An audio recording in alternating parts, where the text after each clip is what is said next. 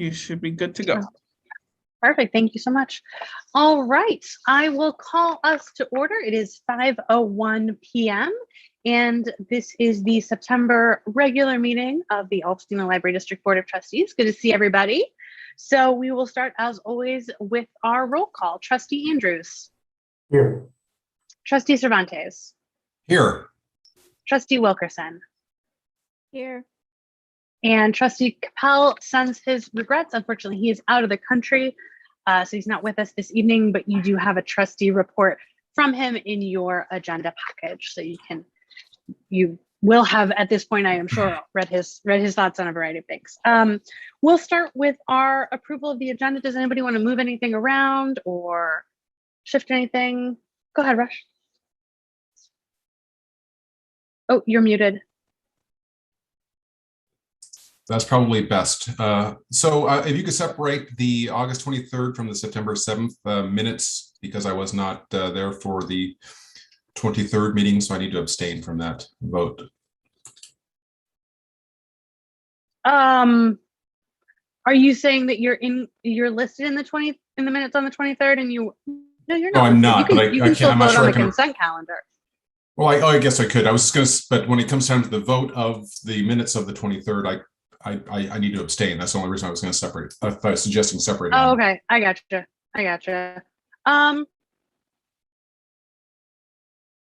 Yeah, I mean, we can pull the minutes of the 23rd out of the consent calendar and vote on those separately. That's fine.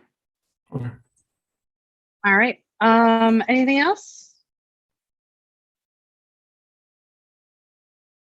Okay. Then I'd ask for a motion to approve the agenda with the minutes from the August 23rd meeting pulled out of the consent calendar and placed into item 4. I'll move. Okay, do I hear a second? Yes, seconded. All right, motion's made and seconded. As with all of our votes, we will take a roll call vote. Trustee Andrews. Aye. Trustee Cervantes. Aye. Trustee Wilkerson. Aye. Okay. Oh, and an aye vote from me. Perfect. So we'll proceed. At this time, I don't believe we have any public comment on non-agenda items, but if that changes, I'm sure Diego will let us know. So we move now to a vote on the consent calendar that includes only the minutes of the special meeting held September 7th. So I'd ask for a motion to approve those minutes. I move that we approve those minutes. Okay, I'll do your second. second? I'll second. Fast. Love it. Perfect. All right, let's vote. Trustee Andrews. Aye. Trustee Cervantes. Aye. Trustee Wilkerson. Aye. And an aye vote for me. All right, perfect. So we've pulled the regular August 23rd meeting minutes out. So those are item 4. We will now move to those. So I'd ask for a motion to approve the minutes from the August 23rd meeting. I move we approve the August 23rd meeting minutes. Okay, do I hear a second? Second. Perfect. Motion's been made and properly seconded. So we'll take a vote on this one. Trustee Andrews. Aye. Trustee Cervantes. Abstain. Okay, Trustee Wilkerson. Aye. And an aye vote from me. So those are approved with a vote of 3 yeas and 1 abstention. Okay, we come now to our departmental updates and special presentations. So those begin on page 23 of your board package. And as always, a whole host of reports from all of our different departments, keeping us up to date on the many, many things that they are up to. As usual, at this time, I'll open the floor for any questions or discussion or comments, feedback from the trustees on anything in the departmental reports.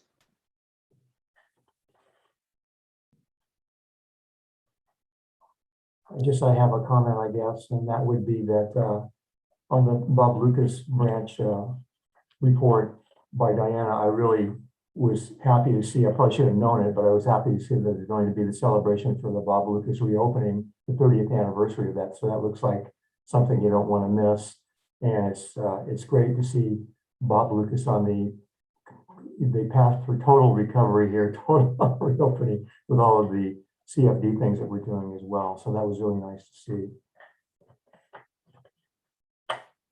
Absolutely. Any other comments or feedback on the departmental reports? Hi. So yes, I had highlighted the same, Terry. I'm looking forward to attending that October 16th event. I also highlighted something in the Library of Things. As you may know, I enjoy the Library of Things. I think it's really fun and clever. And it just so happens that our family is working on and reading all these books about self-regulation. And so I was really excited to see the Calm Down Kit for youth. I'm going to be checking that out. So that's a really great idea. And I can't wait to see what's in it and if it's helpful for our little ball of energy.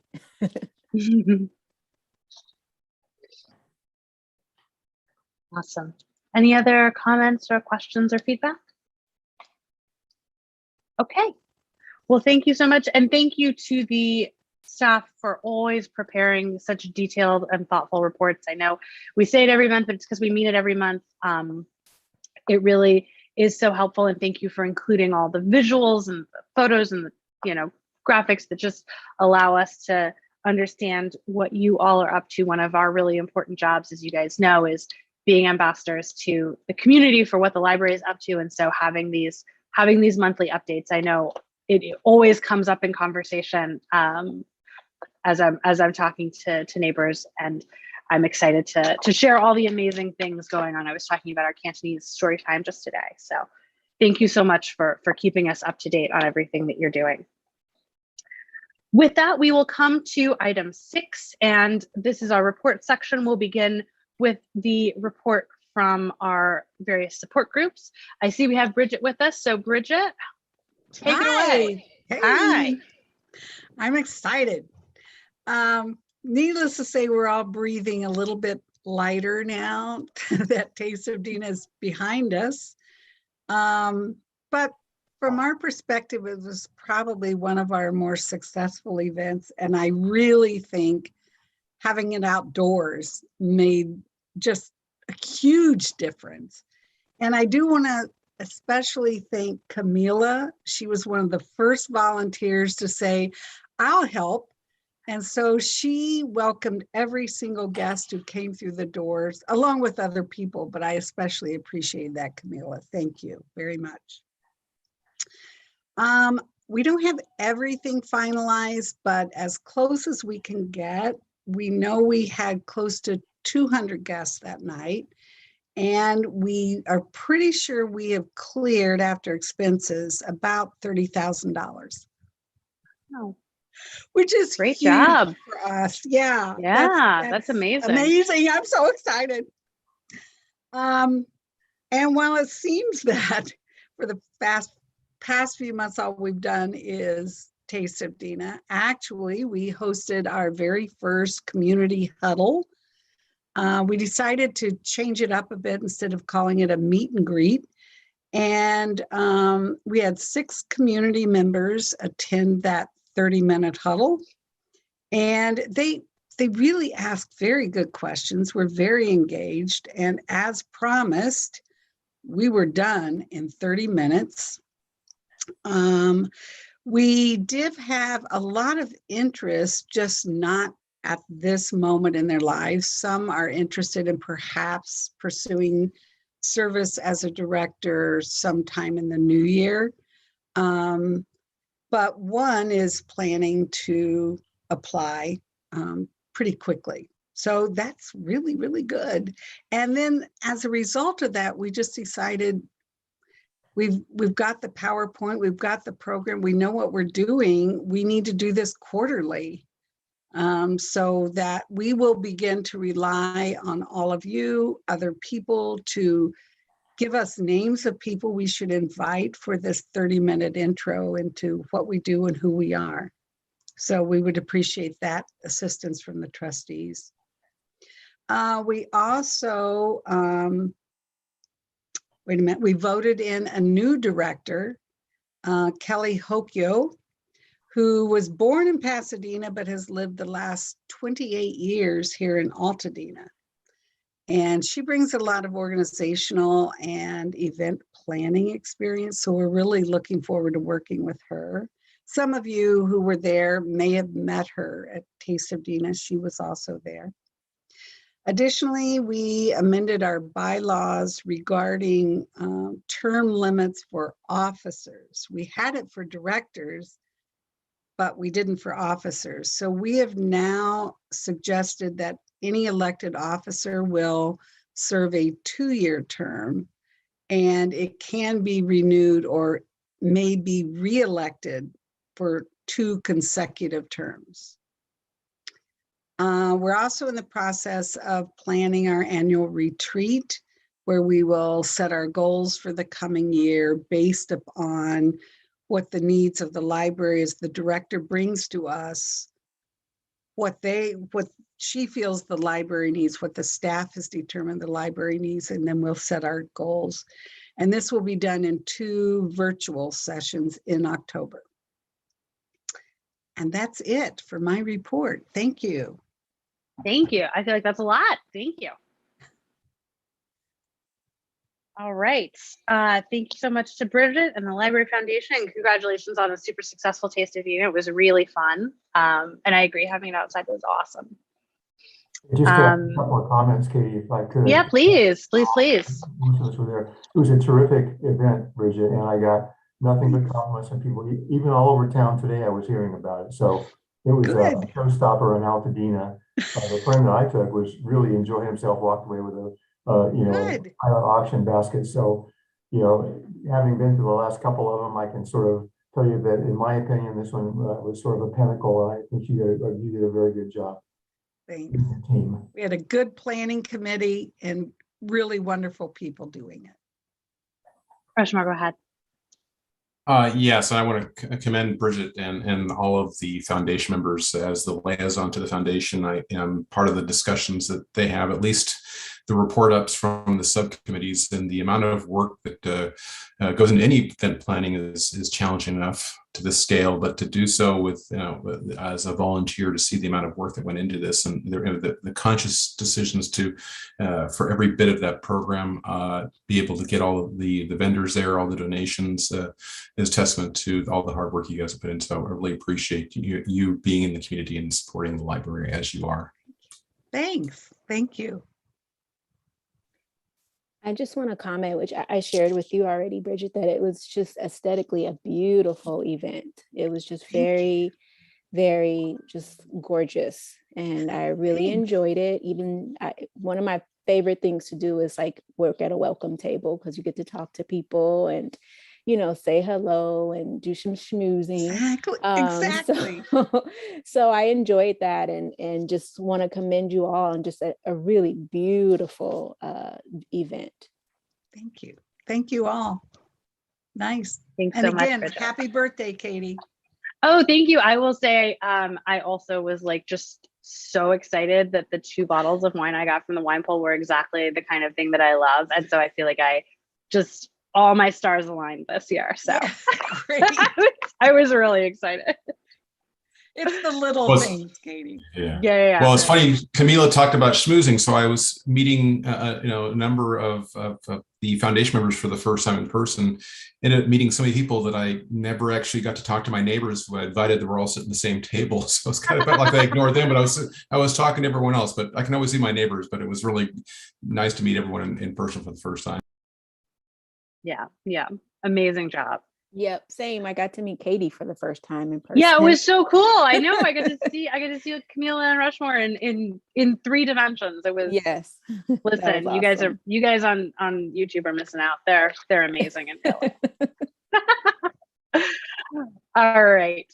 Let's we could talk about Taste of Dena for a long time because it was super fun, but let's keep rolling. So we do have a report in the board package from the Friends, and you will see that on page 32. We don't have Sally with us, but as you guys see in her report, and as I'm sure you've seen in your email inboxes, this weekend is the Big Friends book sale, October 2nd and 3rd.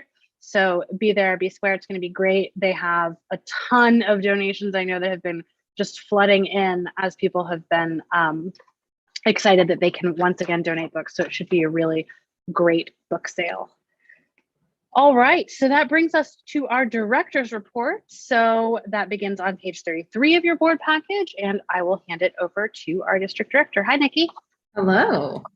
Good evening, trustees, staff, and community members tuning in. I want to first start out by introducing Bryn Wall, our brand new marketing specialist, who started with us on Monday, September 13th. Hooray!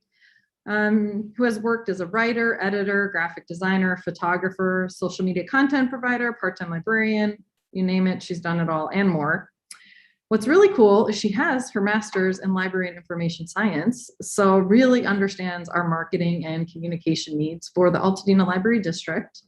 I think she would agree that it's been a very, very busy first 2 weeks. So I wanted to give Bryn the opportunity to say hello and maybe say a few words.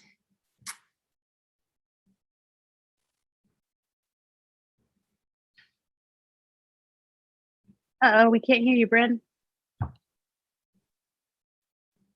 Yeah, is her mic not on? We can't hear Doesn't you. look like it. Yeah, you're not muted, but we can't hear you. Diego, maybe turn your mic on.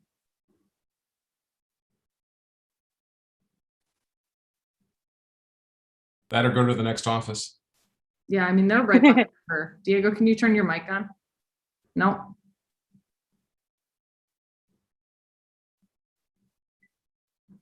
Nope, still can't hear you. Everybody's gonna be over there. Stop pretending that we're not in the same office. Sorry about that, a little technical difficulty. Hi, I'm Bryn Wall, and I just wanted to say hello and let you know I'm very excited to be part of the Altadena Library team. I've, as Nikki had mentioned, I have my master's in library science, and I worked part-time for a public library many years ago, but I sort of took the path through the corporate world, and I found that this is really where I want to be. So I am very, very excited and very, very busy and looking forward to getting out our first eConnect newsletter this week for October. And if you have anything or you have suggestions, please send them my way. I'm always looking for new ideas as well as coming up with my own. Excuse me, sorry. Anyway, thank you.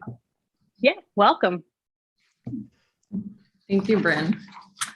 So I would also like to introduce our new administrative services manager, Tony Rainey. He joined our team last Monday, so it's been a very busy couple of Mondays in a row.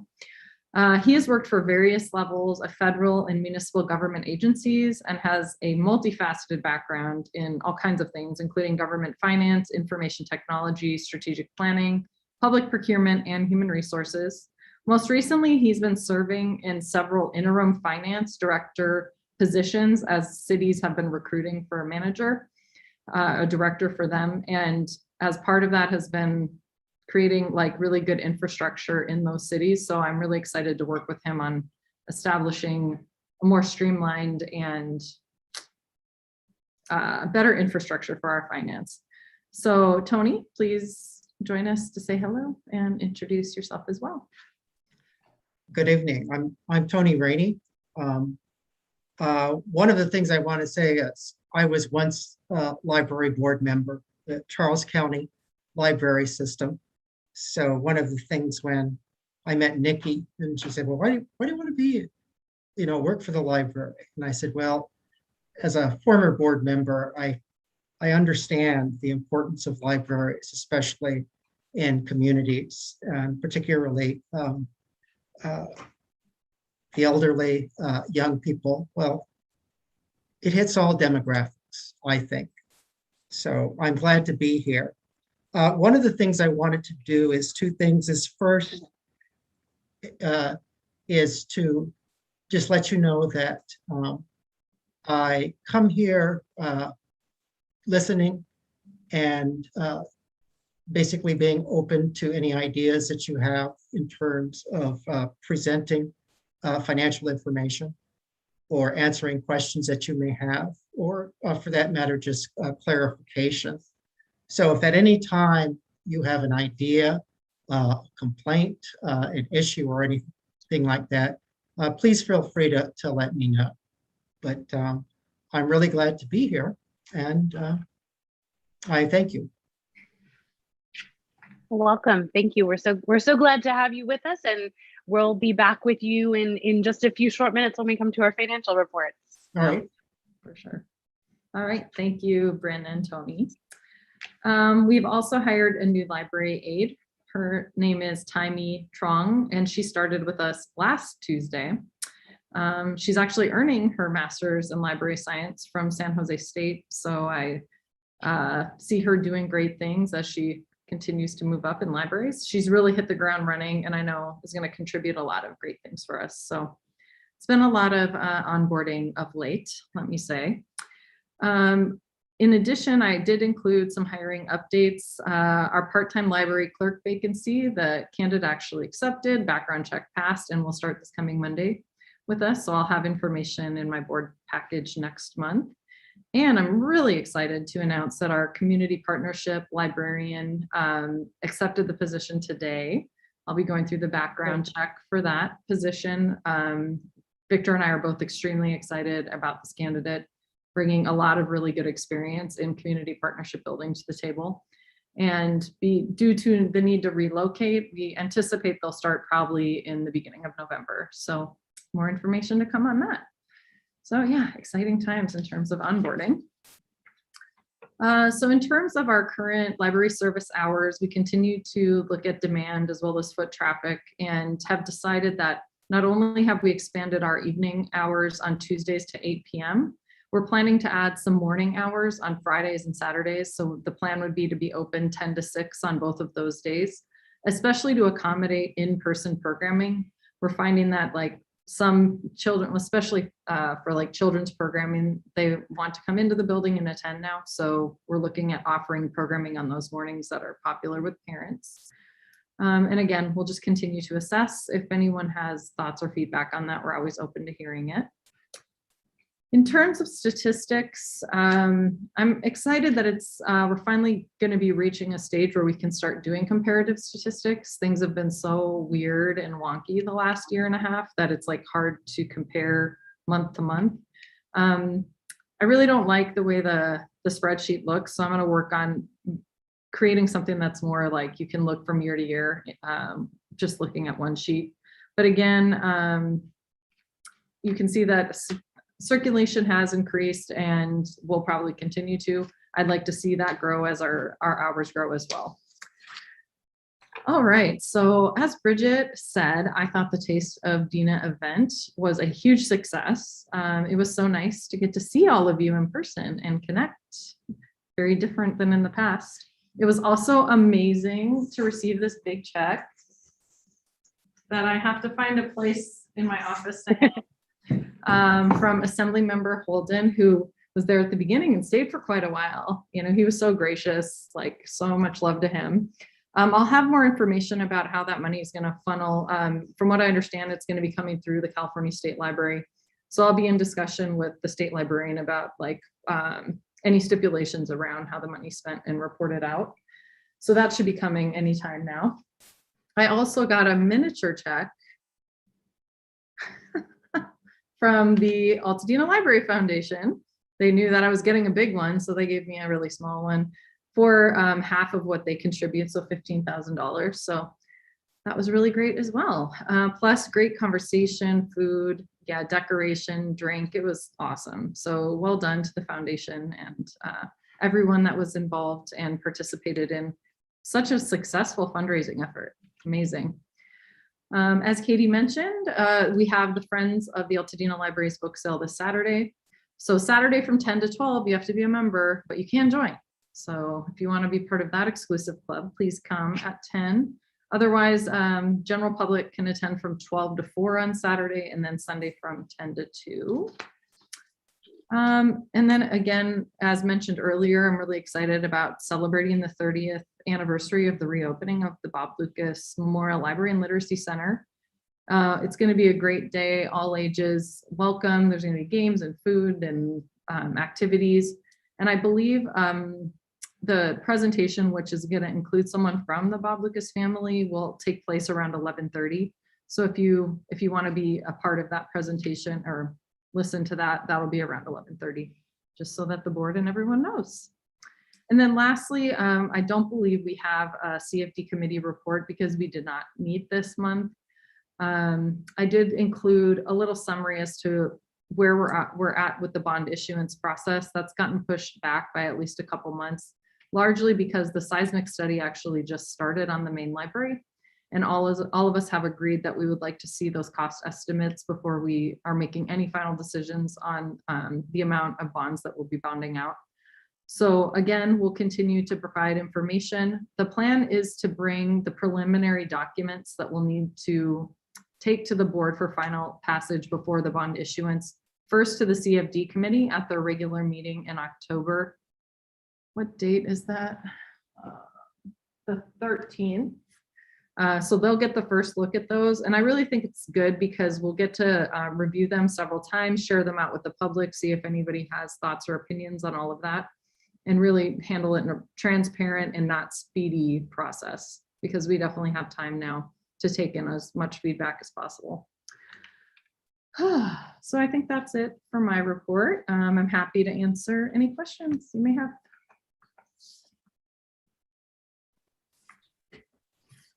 Please go ahead. Just thank you for the very thorough report, and I'm really happy to see the numbers go up. And I know that, like you're saying, it's hard to have a comparative analysis when the numbers have been so out of whack as a result of COVID. And so it's really nice to see how the trends go upwards, even from this baseline of June. But you can see that the increase is phenomenal. And going back to the event, I would also say your staff was tremendous as well. I know that you could tell that they were very much into it as well. So I want to kudos to your staff for what their assistance on that for that event. Yeah, I'll definitely pass that along. Thank you. I have kind of Go ahead, a Terry. micro question for you, Nikki, and Sure. that is when you look at the report that talks about the activity in the library with the checkouts and all the other stuff, new patrons is one of the categories. Is that another way to say library cards issued? That's going to be, you see it in the fiscal year. Yes. You see it in almost all the categories there. Is that what that is library, new library? Yeah, card? library card signups. Yeah. Okay. Mm-hmm. That's nice to see that growing again. So that's terrific. Mm-hmm. Yeah.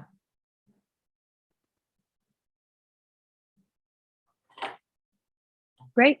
Anything else? All right. Well, thank you so much. That's terrific. I think we can move to our financial reports. So Tony, I'll hand it over to you. I'll actually start us off. So we're very excited to share this updated and upgraded version of our financial statements. I worked closely with Ian Berg from Eide Bailey, our accounting consultant, to create worksheets that are condensed but easier to read and understand for not only the board members, but also the community at large. Also, big thanks to Terry and Rushmore, who agreed to take a look at them ahead of us getting them published in the board package. Both provided really valuable feedback on things that they wanted to see us add or change to the worksheets, which ultimately are the statements that you're looking at for this month. Again, we're always open to additional feedback. We can incorporate other things into the reports. So I just wanted to point all that out. And then thank Tony also for his eyes on the reports as well. He had provided some really important feedback as well. So now I'll pass it over to him to share the financial report for this month. Thank you. Good evening. What we did in the narrative, there's two parts. There's the narrative that gives you a general overview, and then the actual financial statements, which provide you the detail. For context, we use a concept, what's called the burn rate. That is, how fast is time going along? And if you look at the reports, we have a column called year-to-date target. that's to the right hand of all the financial reports of 8%. That's derived from 1/12, which is 8.33%. If you keep that in mind, that will give you context as to how each of the accounts are burning. Are they trending against the fiscal year, or they're going above and beyond? The second thing is in this approach, negatives, when you see a negative number on there in terms of the rates for the revenues and expenses, that means that we're trending under the fiscal year. If you see a positive, it means that we're trending above that. Why is that important? From a management point of view, your eyes will easily see those areas which we may want to look at, take action on, or explain. All in all, for the fiscal year, we're trending well. The way it's broken out in this is the narrative. We basically go over what each part of the financial statements are that are on there. B is the revenues. Now, keeping in mind that we only get our allotments from the county on certain times, that's been footnoted on there. Because a lot of people say, well, if you're budgeted for X amount, how come you've only gotten Y? And that's because the tax assessor provides us with our revenues at designated periods of time. Number C is the expenditures, which I explained in terms of the new way of looking at the trending. Then we broke it down in C1, personal services, salaries and benefits, and C2, non-personal services. For folks looking at the financial statements, C1 on the narrative for personal services goes for rows 10 through 26 on the revenues and expense statement. And C2, non-personal services, goes rows 27 through 73 on the revenue and expense statement. I say that because that's a way of being able to find things and navigate through that. Finally, we broke out the revenues and expenses for the capital fund. That's on page 42. And we did that so you can see how we're doing a transfer from the general fund until we get the bond issue. So that's how we're able to do things and fund them fully disclosed. And then on the following pages, we do the donations and grants fund. It's been separated out. And finally, the combined expenses of district total for folks to look at. So we're giving different perspectives. We're breaking them down into different detail.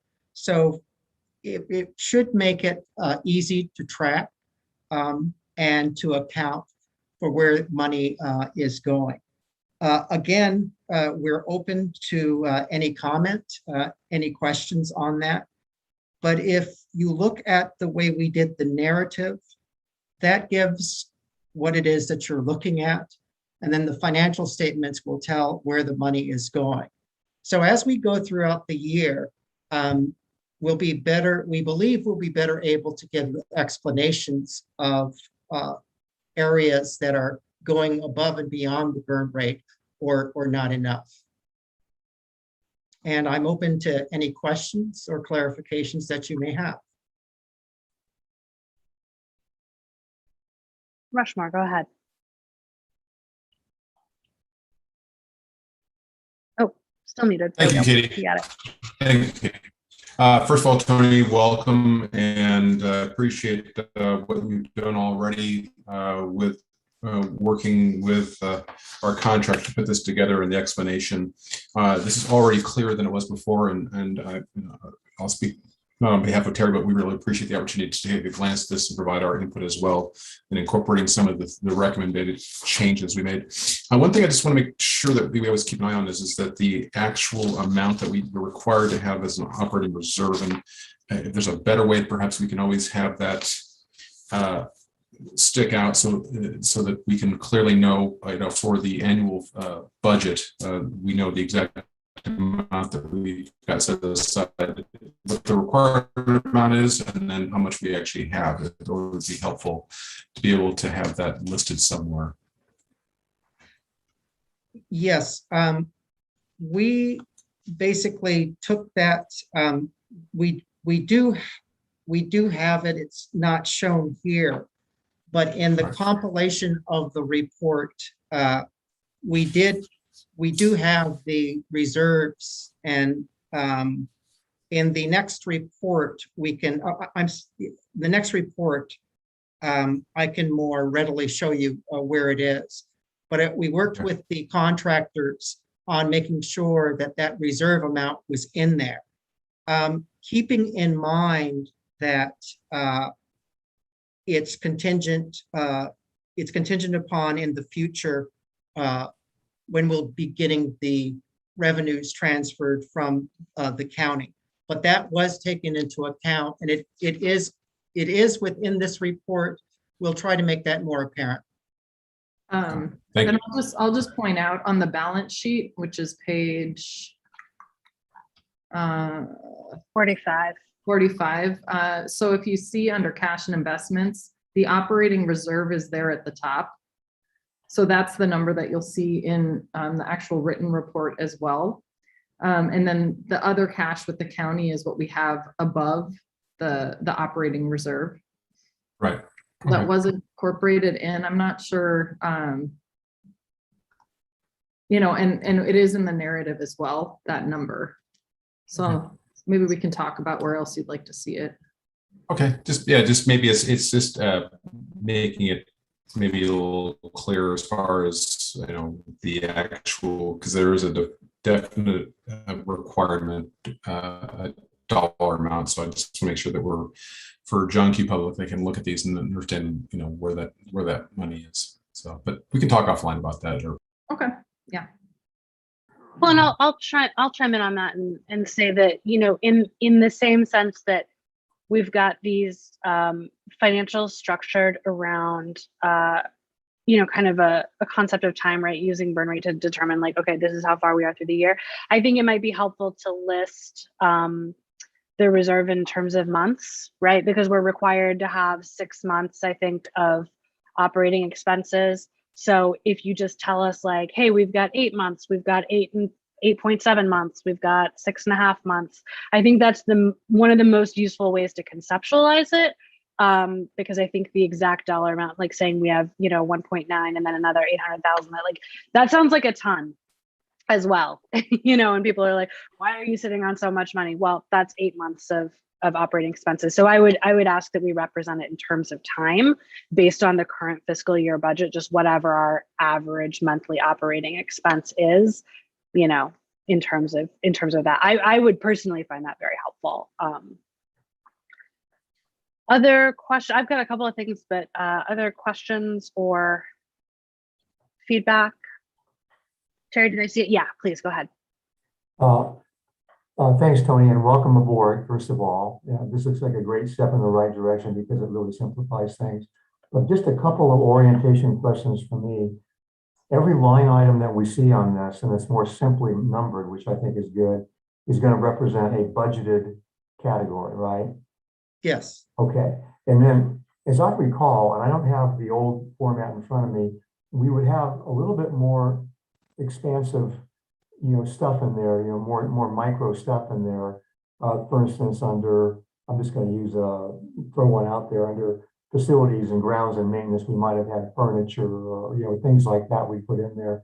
Does that go away completely now, or does this design that you have allow you to format sort of subcategories into the main categories here? Well, That's a good question. It's a matter of, if we disaggregate it, it's going to be a much longer report. And do we want to disaggregate everything or just certain portions of it? So we made the decision to aggregate it so that we can get it in a more manageable report. But the answer to the question is yes, we do have the detail behind that and we can show that. Okay.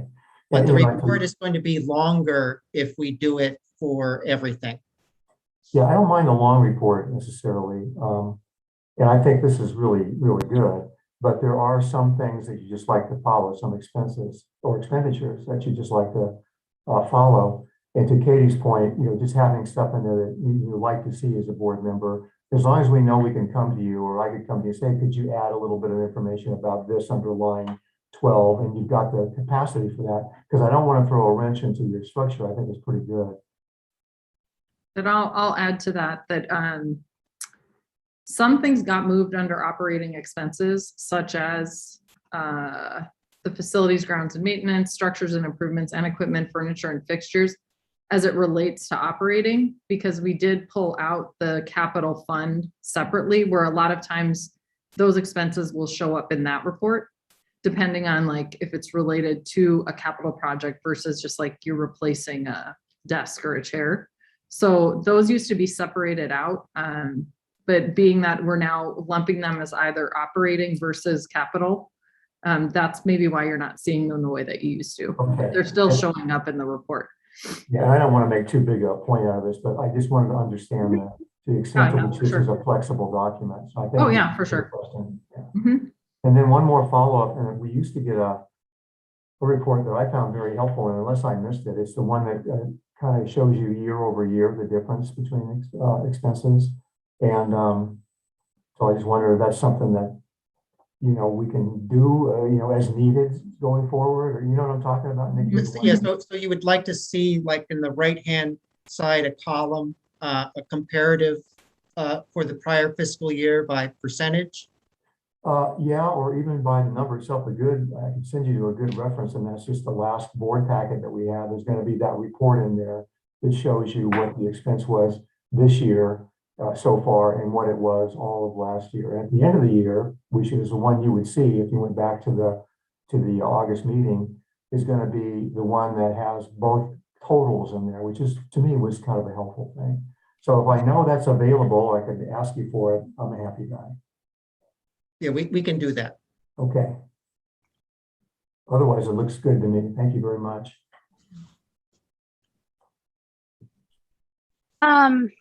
Thank you, Terry. Any other comments, Camila? Anything you want to jump in on?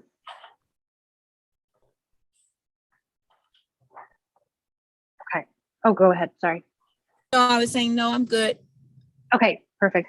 A couple of things for me. So I like so much of what's happening here. I think it's great. I am a big fan of a more condensed version of the financials for monthly usage. I think that, for the budget committee and for tracking some expenses, it's great that we can go to you and get more detail. But in terms of month over month, I think it's great to have a more condensed format, especially for folks looking at it who are maybe not versed in the minutia of the financials. I really like separating out the different revenue funds, and I like separating out our expenses into basically people expenses, building expenses, and everything else that the district does. I think that's a useful way of thinking about it. I did have a couple of questions. So one, it's sort of similar to Terry's question about aggregated categories. So like line 31 in our revenues and expenses general fund, I'd love to know like what is included in other operating expenses. I don't know what that is. And so maybe if rather than, breaking them all out and having a super long version, maybe we could get like a one-time list of what each line item sort of includes. That might be really helpful so that when I'm looking at, the October board package, I can go, right, what does that include? Where are we keeping this? So sort of just a sort of just a "you are here" version, so that we can have the best of both worlds. I also wonder if in the in the capital fund, obviously, as we continue to have more line items, this report will increase in size and scale, and that's fine. I'm wondering about the donations and grants line items, though, in the sense that, like, is it the case that every donation that comes in, grants are different because grants obviously are like basically a restricted fund in a lot of ways, but for donations that come in that are non-restricted, is there always a one-to-one correlation to a particular line item? Do you know what I mean? Like, we're showing, for example, it looks from this like 15 grand comes in from the Friends, and that goes, directly to salaries. But whose salaries and why? And why are we using 15,000 from the Friends to pay?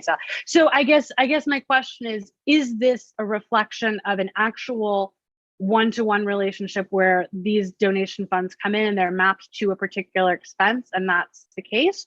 Or is that not how it works? So I guess just I'm wondering about the ways we're representing donations and grants, because that to me is a little bit confusing presently. Yeah, good question. And I can see why the 15 went to salaries, but it's actually, that's the literacy grant that we get. Most of it goes towards salaries. So we'll have to figure out a way to more closely link which grant maybe or donation it's coming from, because CLLS is literacy grant funding. So it's looking at the budget worksheet for that one, it's salaries as well as the literacy services below. That equates to that 20,000, which actually we're getting a little bit more than that. So once we have the check, we'll make adjustments. But we wanted to more closely track how the donations and grants are being spent. So for example, Victor and I had a conversation today that the work that we're doing to enhance the Little Free Libraries that's part of the money that the foundation raised and gave to us. So it would be coded to coming out of that adult services donation line rather than the regular operating expenses line. So again, just trying to do a better job of keeping track of what the donations and grants are actually being spent on and being able to report that out. Got it. Not to, add more work, but one way of potentially doing it is to color code the source and the destination. So if you turn the cell for the literacy grant, purple, and the destination money, the 15, and then the other 5, wherever it lives in literacy services, those are both purple. It's like, oh, okay, that's where it went. That'd be one way of doing it. But I agree with the goal of tracking where the money goes, but this format I don't think it does that. Okay. At least without a lot of explanation of like, wait, what is that and where is it going? Yeah, and really, like, what we could do is have one color code for both support groups, because there is a little bit of like overlap, but we could color those cells. Okay. Yeah. And when we get that $250,000 from the state library, I mean, that's a big chunk of change. Mm-hmm. So we're going to want to know where that ends up, and it'll end up all over the place, I'm sure. Mm-hmm. So. Yeah, like potentially this report's going to grow as well. If let's say we get a grant and we end up buying library materials with that money, there will be line items that account for those expenditures as well. Yeah, absolutely. Just a point of clarification on line 31 under the general fund on operating. Would it be, would you consider in the next narrative of we doing the breakout of what that is in the narrative report, or do you want it on the actual financial? Oh, I think in the narrative is fine. I don't think it needs to be in the financials, as long as we can like, it can be a footnote. Like I love that you've included the dates for when we get our property taxes, but I think it's the same kind of thing. Like, this is what this actually means. Okay. Yeah. I almost think it could be a one sheet that just lives on the website. So if people need like a legend good or idea. guide to how to read the reports, that's definitely been a goal of ours, right, Rushmore?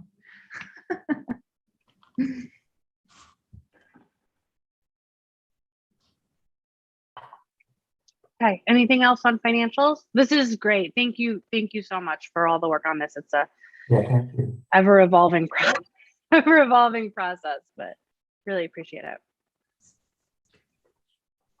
Okay, so we will move on now to our committee reports. My understanding is we do not have a report from either the budget committee or the CFD committee.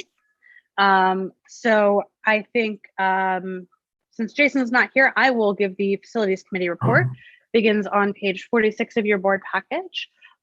So basically, you know, what's in the report is what we're up to. So every Monday we're meeting. We're in process with Holmes on our seismic evaluation RFP. The big thing happening there to give you guys the update on is one of the questions we asked them to look at was the viability of moving from a risk category 2 structure to a risk category 4 structure, what that would mean. So basically the differential is a risk category 2 structure means some sort of problem happens, usually an earthquake. The library is sort of a mess. Risk category 4 means that it would be a place that emergency services of some sort could be provided. So there are just obviously a lot more requirements and thresholds you need to clear to meet those risk category 4 things. And one of our questions was, is that even worth it? Is that something that would, you know, use every single dollar of the bond money to even do and leave us nothing left over? So we're just trying to get a sense of how feasible that is and what that would look like. So we do have a meeting coming up with them. They've done a little bit of preliminary work. So we're going to get some feedback from them on what that might look like. I will say that the seismic work so far has not uncovered any major drama, any major unforeseen stuff. So it's pretty consistent with the tier 1 assessment that we had done previously. So touch wood, everything around you is made out of wood, that continues, and there's nothing else terrible. Other than that, everything else is proceeding. We do have the RFP for architectural services in the board package this evening, so we'll talk about that in a little bit. And we had our first meeting of no doubt several with some consultants today around incorporating some expertise in universal or inclusive design. So the idea of really thinking about those ADA compliance code requirements as the floor, not the ceiling, and thinking about what we can do to make the library truly accessible and welcoming for absolutely everybody. So really interesting work there, and I think a lot more to come. So happy to answer any questions. All right, great. Camila, I'll hand it to you for a redistricting report, which appears on page 47 of the board package. Yep. Hi, everyone. So we got some news finally regarding the redistricting in that we just have a brief update that the census data came out on September 21st, and Douglas with the NDC is working on the data, analyzing it, and I will work with Katie and Nikki and Doug to schedule something. And I think we talked about November to start just the planning process, since we now have, or the data is available. That's just a brief update that we have for redistricting. Okay, thank you so much. All right, liaison reports. These begin on page 48 of your board package. We've got a report from you, Rushmore, as foundation representative. Anything you want to add to that or expand on?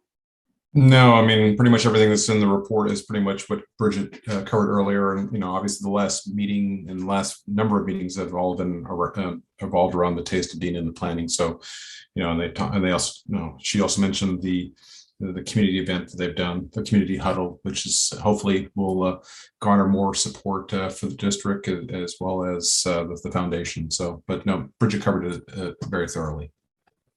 Okay, terrific.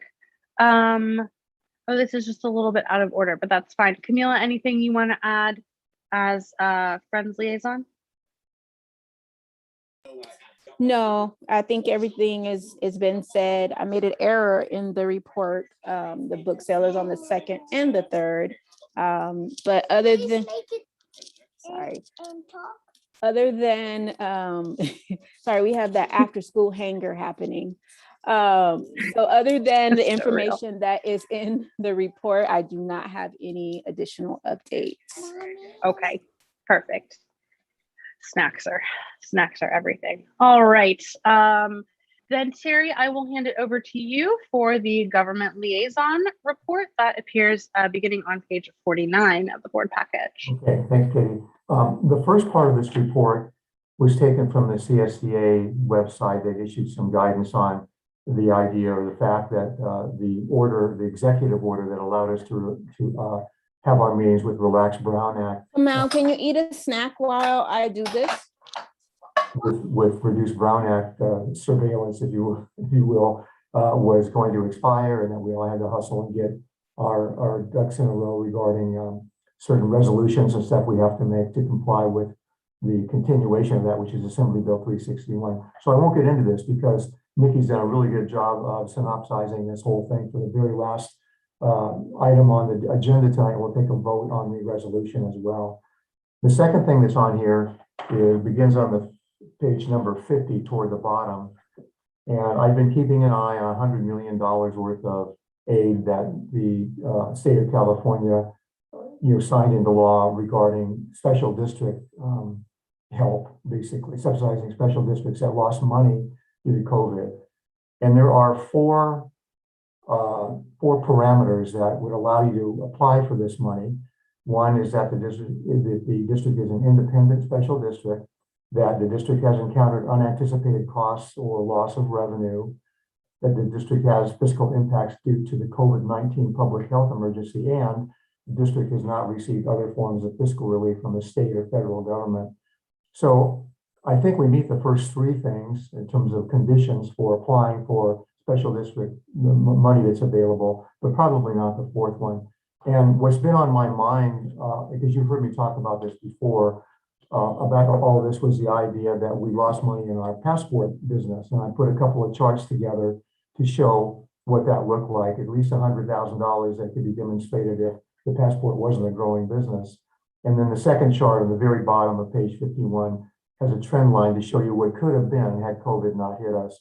So I just wanted to give I told the board I would follow this. I wanted to give sort of a final report on this. I think it would be wise for the financial team and on staff to keep an eye on what the application process would be. And if somehow we were carved out of having received aid from the state, as we did a couple of nights ago with that $250,000 check, and that was deemed for infrastructure or for repairs and so on, that maybe we still would be eligible for some special district money regarding COVID and the erosion of our business. So, but I doubt that's the case. I just thought it would be good to let everybody know what the situation is in case we could look into the application for it. And that's it for my liaison report. Oh, sorry. Go ahead, Nikki. So actually this morning, I believe it was this morning, Diego attended a webinar on this whole process. The application is going to open October 1st. It closes the 15th. And it's based on percentages. So we're definitely going to look into seeing if we can apply to cover that loss in revenue from passport services. I'll also I'm already in conversation with Assemblymember Holden's office to verify that there's not a conflict by accepting that money and then also applying for the CSDA money. So we're on it. Okay, thanks, Nikki. Yep. Answered my question. Never mind. Great. All right. Thank you so much, Terry. As always, a super comprehensive report. Really appreciate. Any questions for Terry or anything else on this before we move on? Okay. You'll see on page 53 of your board package a trustee report from Jason Capel. He obviously cannot be with us this evening, but did send along his thoughts on several items of business that are before us so that you know where he's coming from. So thank you, Jason, in absentia for doing that. Super helpful. Any other trustee reports that anybody would like to make at this time? Okay, so we come now to our unfinished business. Our first item of unfinished business is item 7A, and this is basically an update on the item we considered at our special meeting earlier this month. So we included the vaccination policy, review and approval of the vaccination policy and testing procedure as an action item in case we'd like to take any additional action on it, but we do not have to. So it's in here basically in case somebody says, well, I really think we should amend it to say this, or I really think we should change it to say that. If we take no action, then the policy just basically remains exactly the way we voted on it at the September 7th meeting. So it would just continue on, but it is in here as an action item in case anybody does want to take any action. So with that, I will hand it over to Nikki to talk briefly about what has changed on this front since September 7th. All right, thank you, Katie. So as Katie mentioned, we included the updated policy with the changes that were asked for by the board. Those are highlighted in yellow. You know, the main thing was that we made it more clear that you, as part of the vaccination requirement, had to be fully vaccinated or undergo the weekly testing, because that was felt like it wasn't super clear. And then we also changed the language to not say that there would be no cost and that it would be done on staff time, but that employees would just need to comply with whatever the process and timeline that we determined. Following the policy, I want to give a shout out to Bryn, our marketing person, because it was her genius idea to think about some local schools that are requiring students to be tested weekly. So I reached out to Avison Charter School and kind of explained our dilemma, because I was having a really hard time finding like a commercial testing center that wanted to deal with a very limited number of employees in contract with us.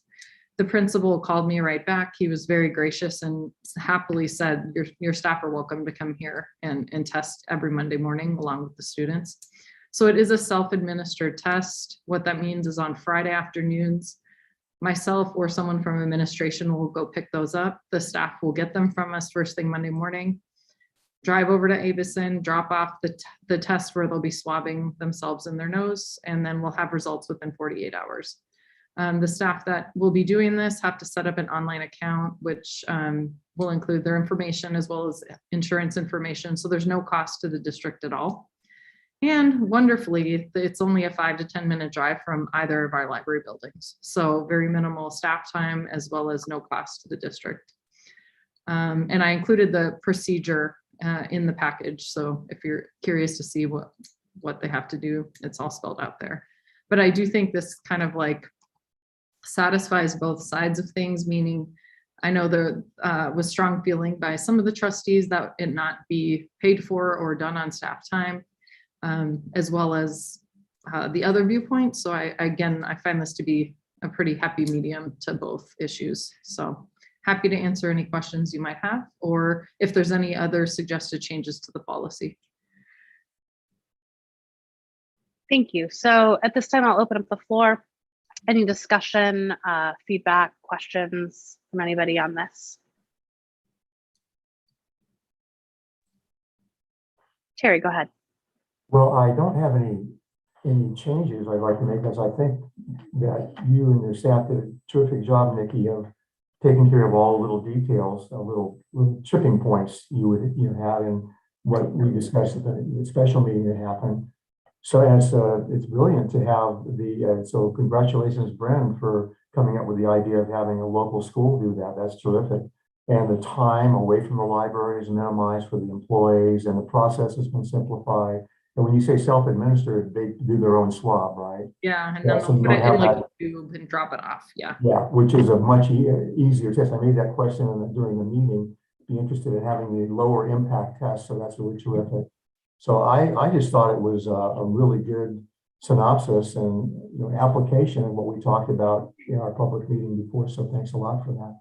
Mhm.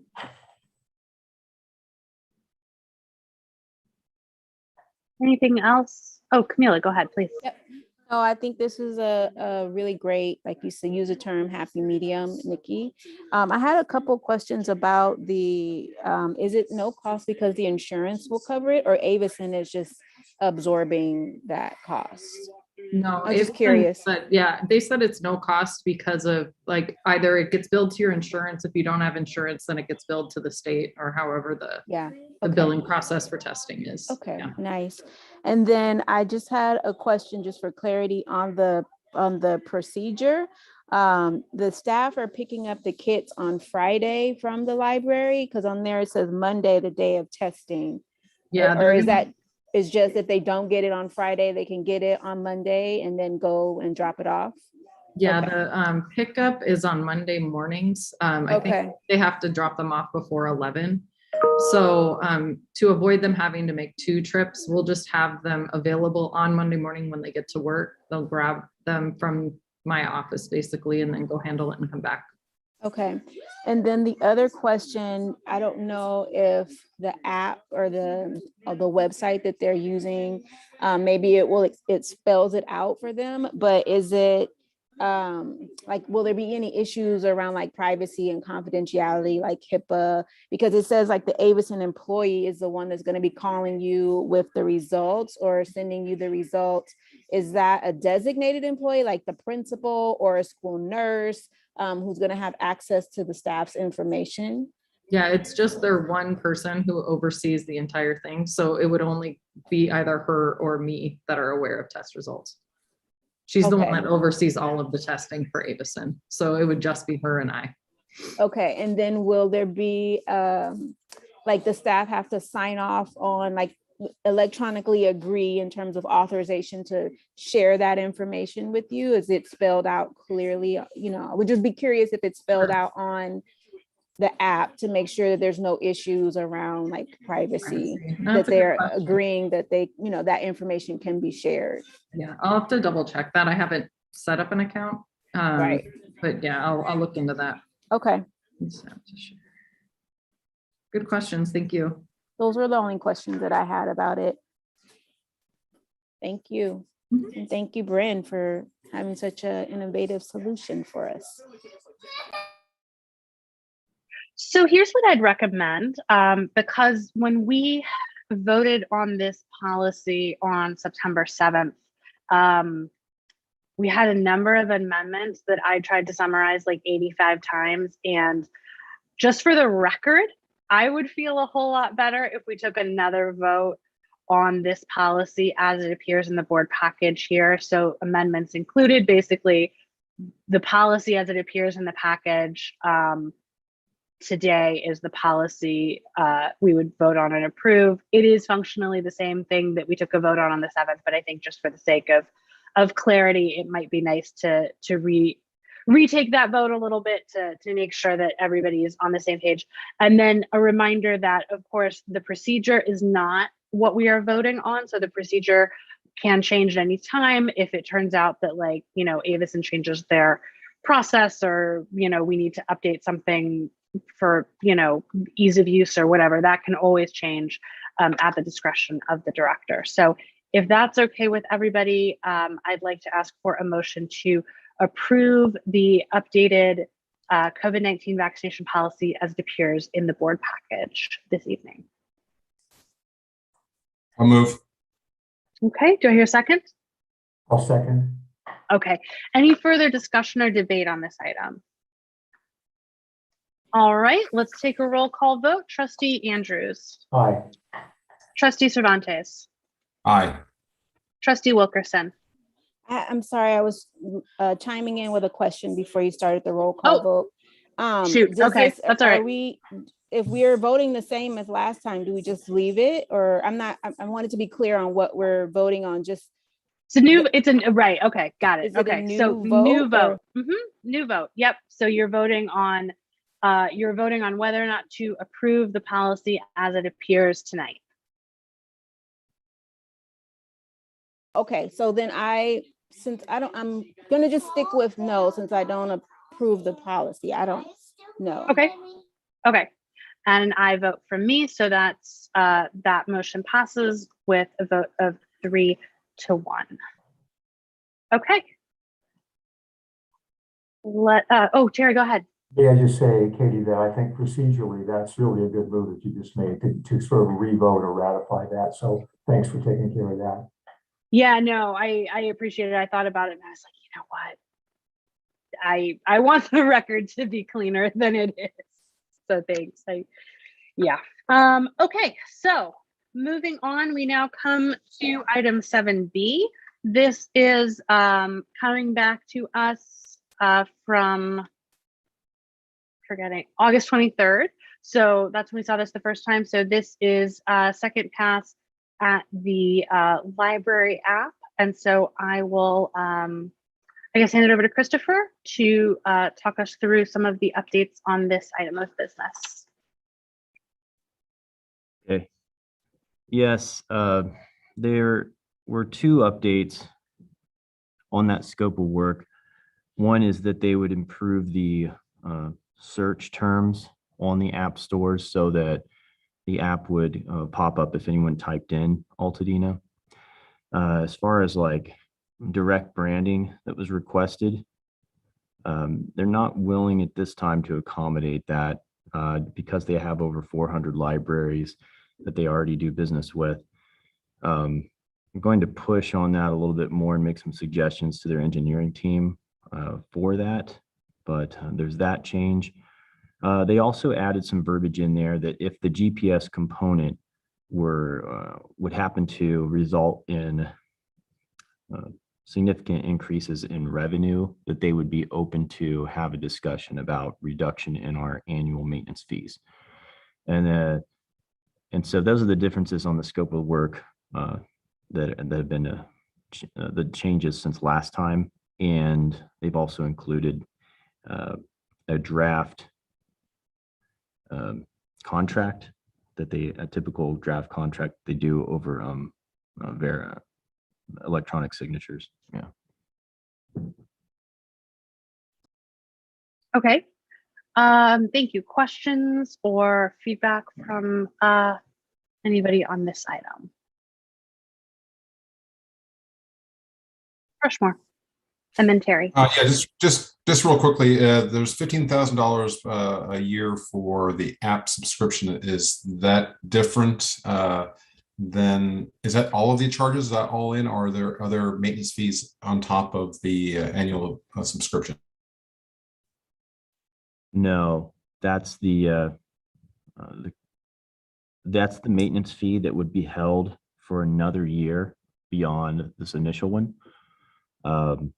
And then it would be subject to increases after year 2. And it would, that would be something that we would discuss with them too. So that would be what would be discussed if they had revenue increases, if that could be reduced or if it could be held the same or so. So just to make sure I'm clear that the app subscription includes all expenses for the first year, and then thereafter it'll be on a year-to-year basis based on their revenue, correct? Correct. Okay, thank you. Other questions? Oh, sorry, it was Terry and then Camila. Go ahead. Terry, that's you.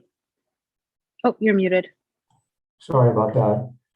I was trying to discern, and I should know this, the term of the agreement with them. Is it only 1 year right now?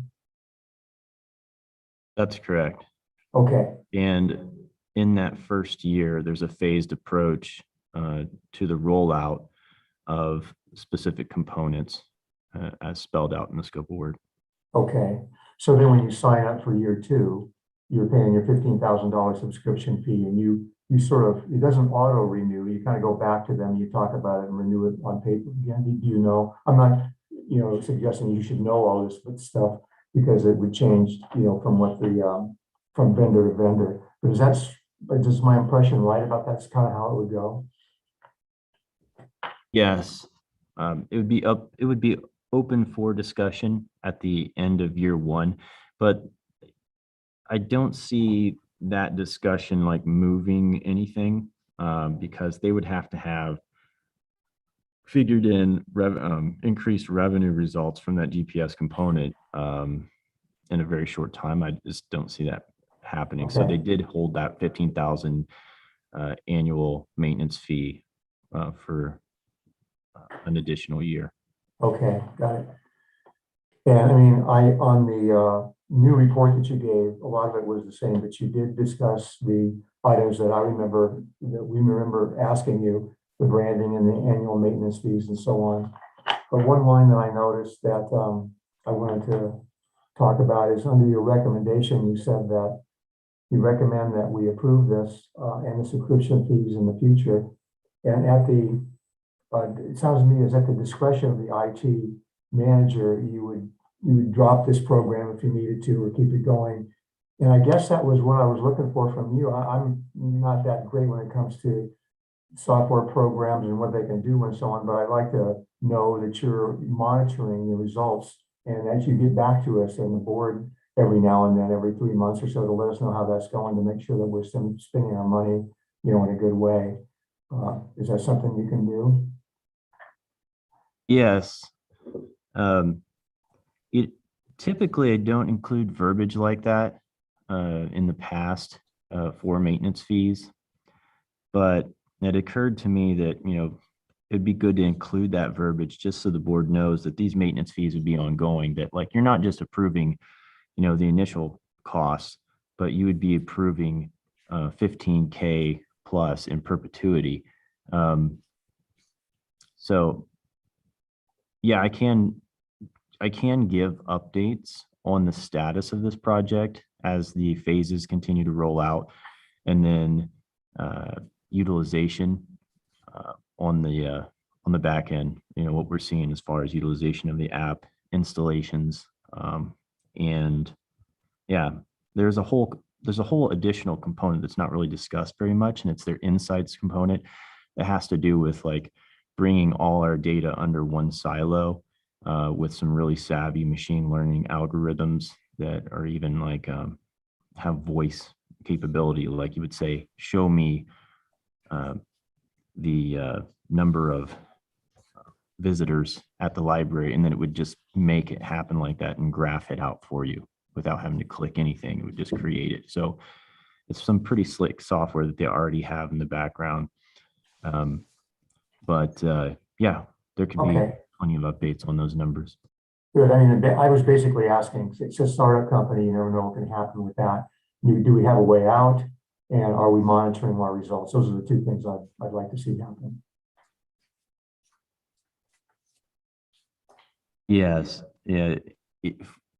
In terms of the technical service department, the IT department, we are monitoring basically everything when it comes to like cost per circs and cost benefit analysis and viability of all databases, software in the organization to make sure that it's still serving the community, and getting the best bang for our buck.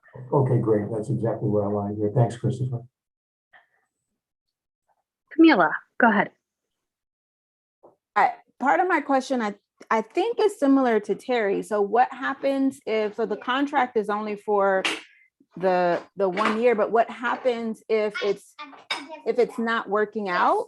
Like, what's the process for, like, is there a cancellation process or fee? Right. So what I typically do is about 60 to 90 days out from the end of term of any contract is, I and other staff members will assess the performance of it.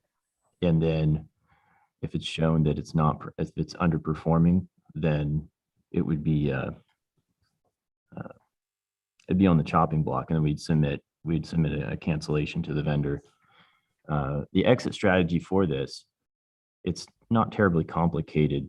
There are, because right now, like all our digital services, it's all piecemealed out into individual softwares and portals and reporting. So it would just revert to that. Okay, and then that makes sense. The other question I had was, what does it mean, the dedicated login for up to 10 users? This is on the request for proposal page number 65. Where it's, well, who are the 10 users? Does that mean like the ALD staff or the users that are kind of monitoring and managing things? Not the users that might be utilizing the app itself, right? Yeah, that's correct. So it would be Okay. staff logins, kind of like our main book vendor is Baker and Taylor. Okay. And there are a limited number of logins for that TS 360 portal. In this case, it's 10 for this software. Thank you. Okay, other questions? Okay, I've got a couple.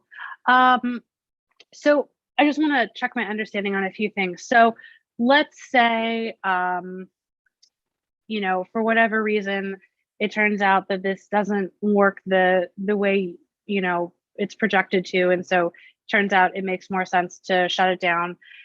What is the kind of interruption to services, if any, that would occur from reverting back to the system that we have now?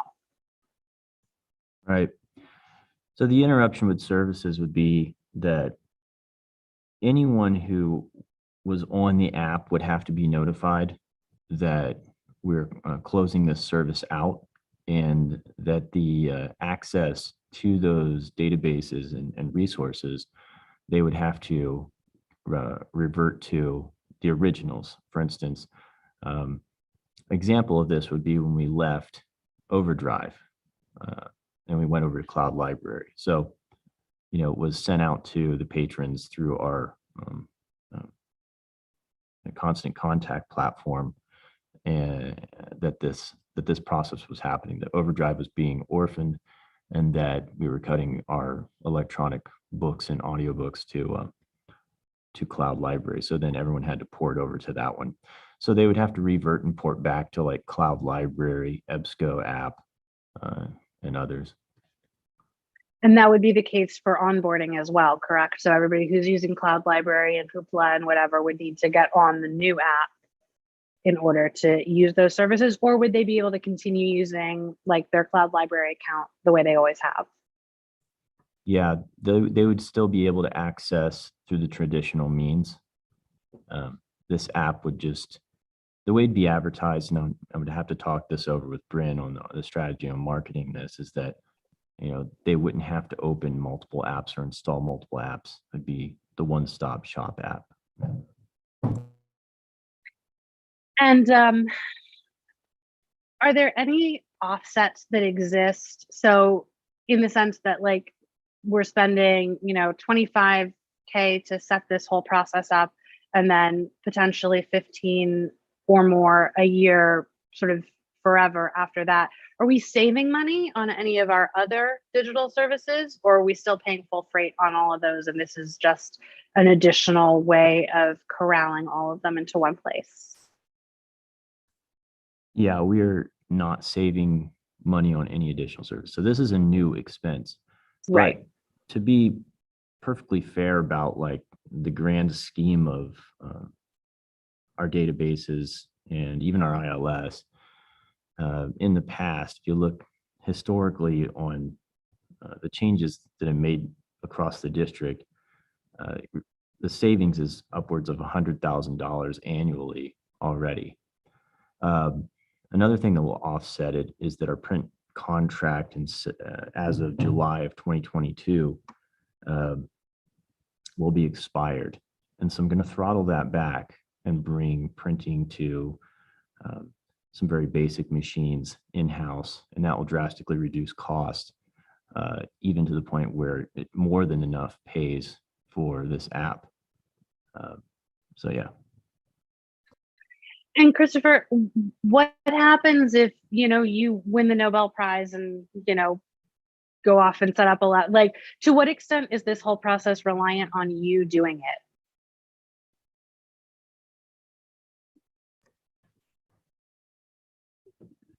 it?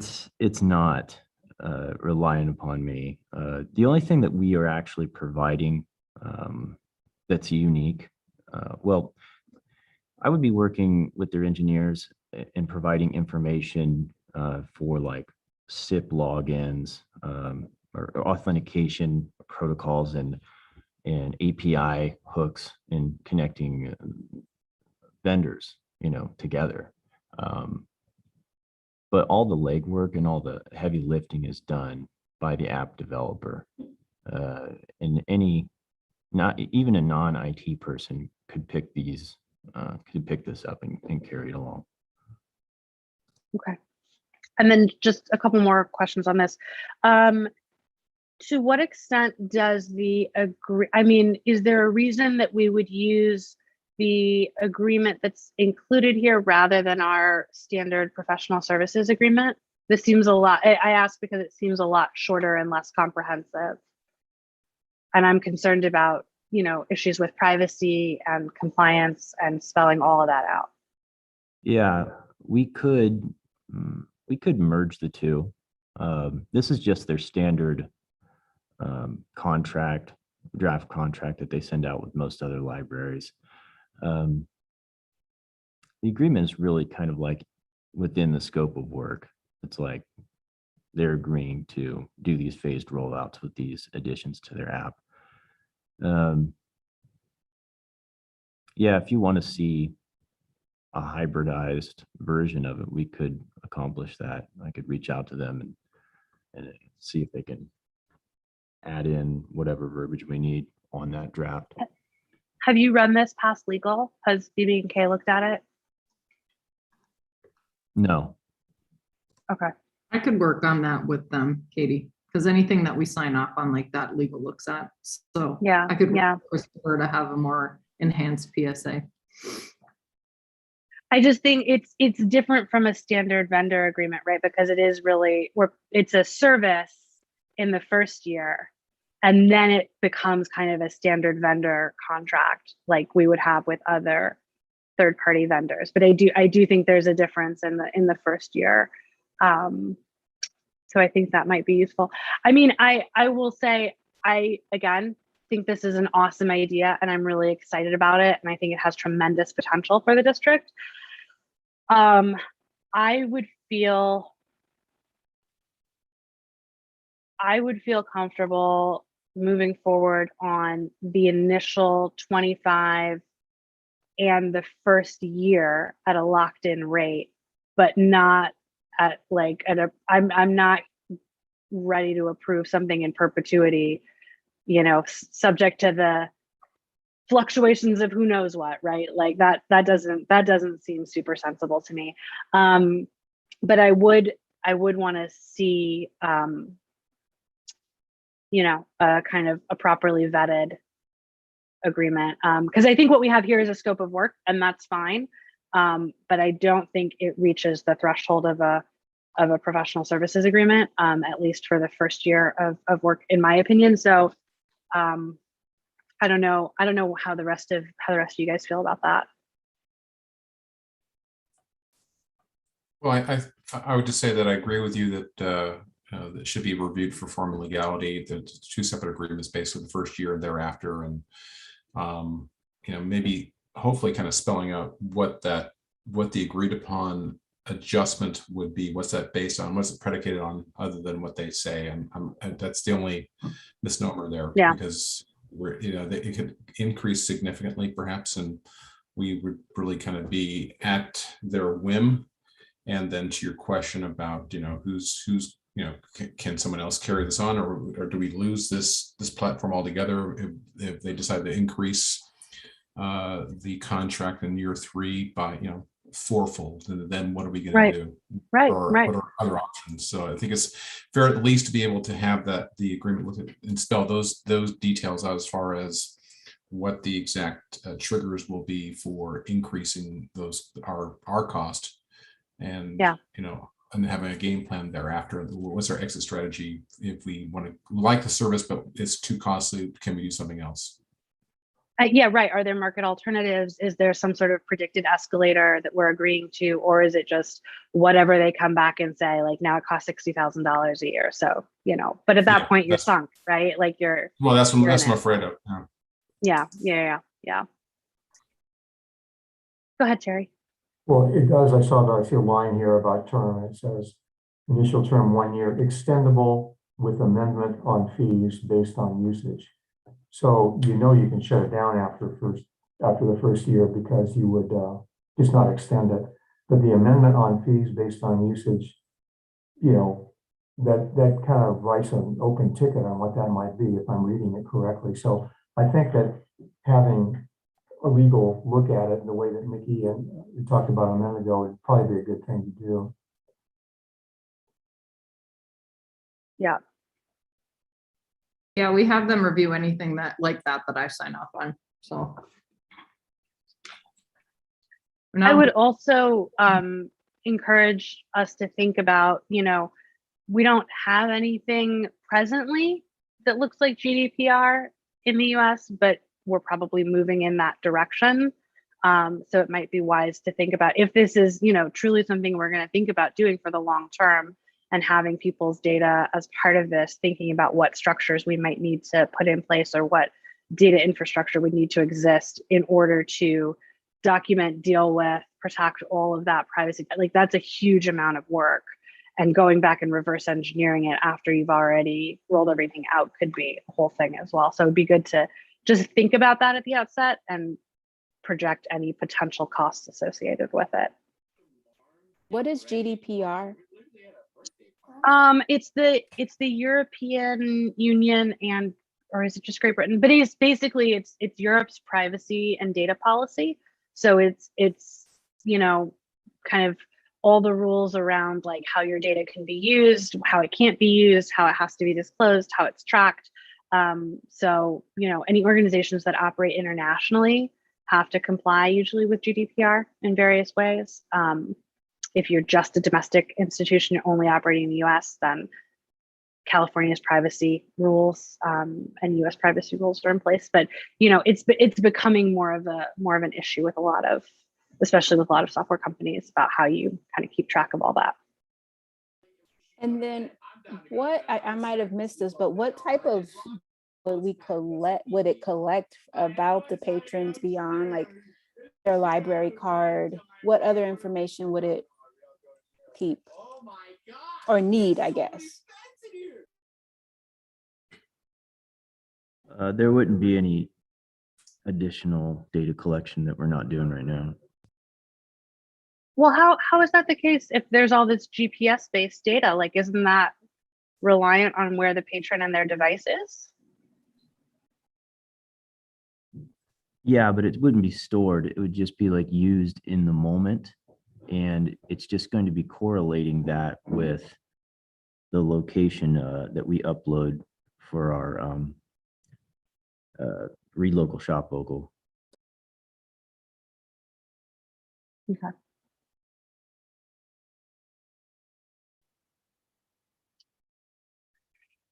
All right. Well, as always, we have the option to propose a motion, take a vote on this tonight, or we can postpone it and ask that it come back.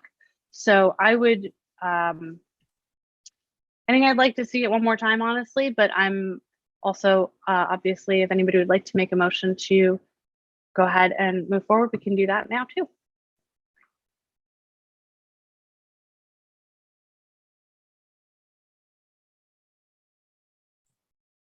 I think we need to lock down a contract, and yeah, I don't want to treat them like we don't trust them or anything, because it's not that at all. It's just that it's a little nebulous to me, and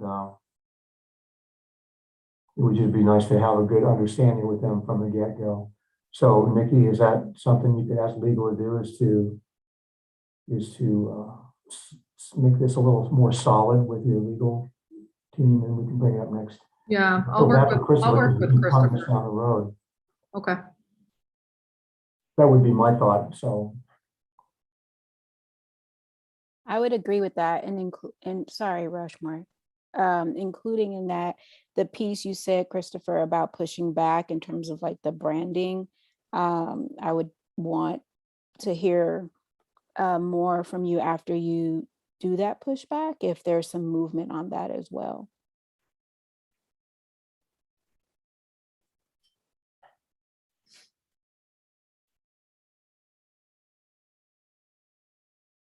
And I Rushmore, just did you? also, Yeah, go please. yeah, Yeah. lastly, I would just say that just make sure that beyond legal, though, is really kind of look at, we need to know what exactly the trigger is for increases and what those increases would be to the greatest extent possible, because obviously we're going to commit here 25K, 15K next year. It could be more. We just don't know what we're getting into. So we'd like to at least kind of understanding before we start, at least know in advance what we can reasonably anticipate, or at least what the trigger points would be, because it could be a 5% increase of revenue could result in a 40% increase for us. I don't know. So we're just guessing at this point. So we could get better clarity. That'd be helpful. Okay, then it sounds like I would ask for a motion to postpone this item definitely, as opposed to indefinitely, which would be forever, but definitely, which means it has to come back at the next regular meeting. And we can take another look at it then. I'll move. Second it. All right, any further discussion on this? All right, let's take a vote. Trustee Andrews. Aye. Trustee Cervantes. Aye. Trustee Wilkerson. Aye. And an aye vote from me. All right, thank you very much, everybody. Okay, we move now into new business. So beginning with item 8A, this is the review and approval of an updated computer and internet policy. This item begins on page 68 of your board package. I believe we do have Victor with us. Victor, do you want to speak to this item? Yes, of course. Okay, perfect. Good evening. Yeah, so this is another case of a policy that we are updating, basically to bring it into alignment with the other recent policies that we've updated, most prominently the Code of Conduct. It also reflects some changes that were made to circulation of electronic equipment that we have. We've made changes to our operations in terms of circulating them outside of our buildings because of the pandemic and our buildings being closed. And so this policy also reflects that change. But other than that, it remains pretty much intact. And this policy was rewritten 2 years ago. So we found that there were very few changes needed. Okay, any questions or feedback on this? Okay. Yeah, thank you. No, it looks good. One thought for future, if we're bringing forward policies that have a precedent, like that have already existed and we're changing them, it might be helpful to have just a highlighted version so that we know what's changed. I will confess that I did not go back and look up the old version of this policy, but it might be useful. We don't need a full red line, but just a highlight of anything that changed. I know it's highlighted in the narrative report, but I think just to be able to make sure we're tracking where that language has shifted. Definitely for the policies coming up in terms if there are a number of changes, I will definitely make sure to do that. I think all of the ones that were made to this one are in the staff report, but I see your point. I think that's a helpful addition. Terrific. Okay. Then I would ask for a motion to approve the updated computer and internet policy.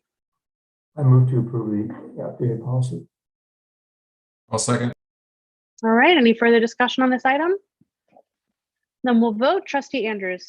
Aye. Trustee Cervantes. Aye. Trustee Wilkerson. Aye. And I vote for me. Perfect. Thank you so much. That's great. Thanks, Victor. Love seeing the Thank you. policies come back Great. every time. Awesome. All right. Item 8B is our RFP for architectural services. So you have a staff report in here from Racklin Partners. And I will say that the facilities committee and both Jason and myself, as well as Nikki and Jonathan and everybody else who participates in those meetings, has worked very diligently on this RFP. So it is pretty comprehensive. And the goal is to have basically a month for this RFP to be open, and you'll see the schedule included in there. Nikki, anything that you want to add on this? We can answer questions or talk more about it.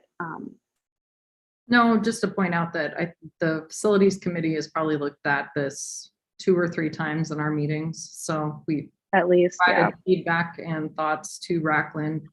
They used our template, as you can see, and created a really thorough scope of work and RFP. And then also we worked with our law firm to amend the professional services agreement that follows it to reflect working with an architectural or engineering firm, because they felt like there needed to be edited language around that from our standard professional services agreement. So again, this has been very thoroughly vetted, and I'm sure we'd be happy to answer any questions. Yeah, we had a lot of very robust discussions about prices and escalators and whether or not we were including them in there. And because obviously usually people's fees are a percentage of cost of construction costs. So yeah, fresh one.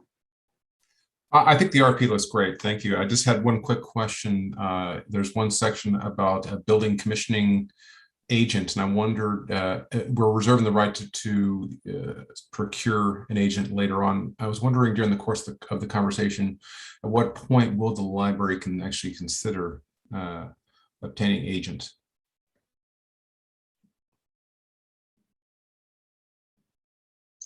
I think that would probably be similar to the way in which we would, it would be analogous, I believe, and Nikki, please tell me if you think this is incorrect, but it would be analogous to what we would do if we were going to get like an inclusive design consultant. So basically it would be somebody who would do plan review that would be the client of the district, rather than somebody who worked as a sub or a vendor for the architect. So we're basically saying like, hey, we reserve the right to have, you know, one person from our team, you know, in design review and plan review and all that once there's some schematics. Yeah, I understood the reserving the right. I was actually just more of a kind of a global question: is at what point do we think we're going to consider that? In other words, you know, is it something we're going to template the next 30 days, or is that something down the line? I'm not sure. What do we think? I would imagine that that would be part of the discussion that we would have early on with the architect. For you know, sustainability stuff specifically, like this is speaking really more to LEED certification. But same thing for inclusive design, like we would have that discussion as part of the planning phase. And then I think once we get to a plan review and a design review, that would be the point at which we would engage someone's services. So I would guess late Q1, maybe Q2, 22. Makes sense. Makes sense. Okay. Yeah. Thanks.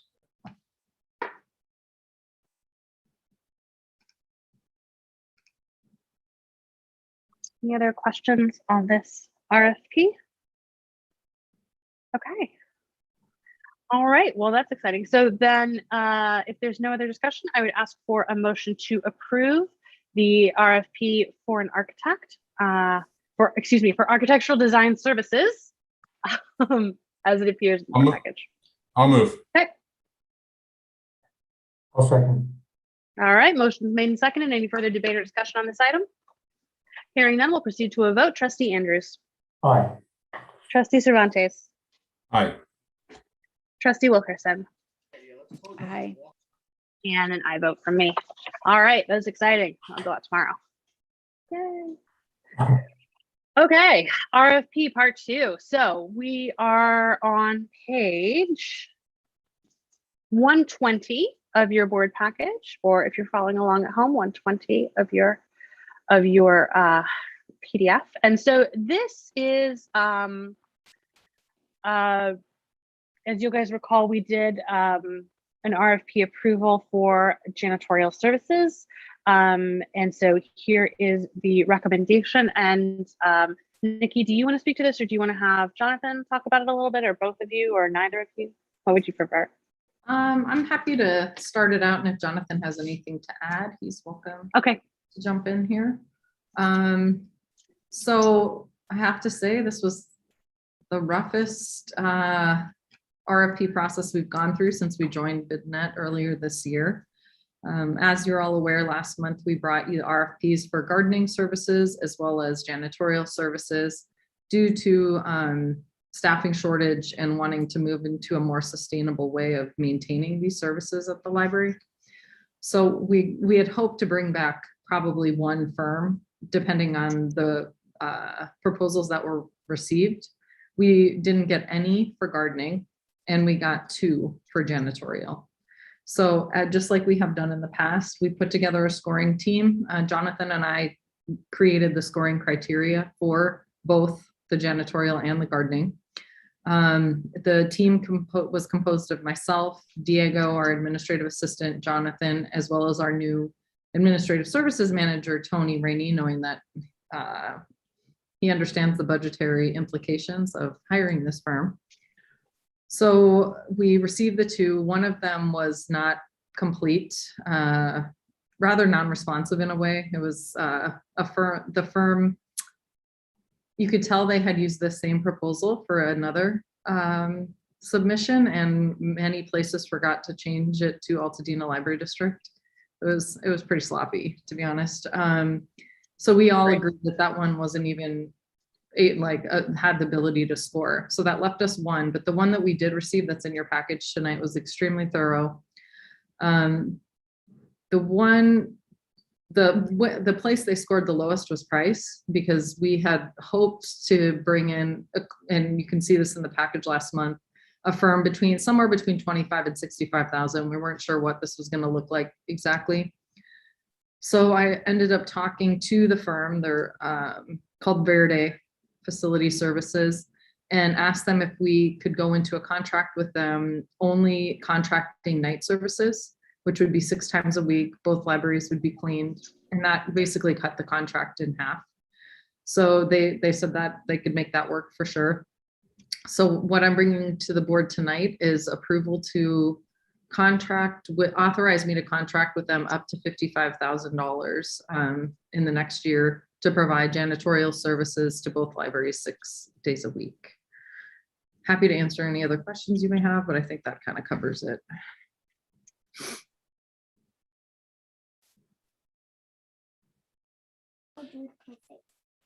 Go ahead, Camila. The question I had was around cost. So the cost that they initially proposed was higher, and then you all came to like a common, like a middle ground in terms of night services at the 55 or 55,000 for the year. Is that what you're saying?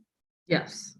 So it was, I think, and I don't have it right in front of me, but I believe it was $36 an hour times 6 instead of the combined.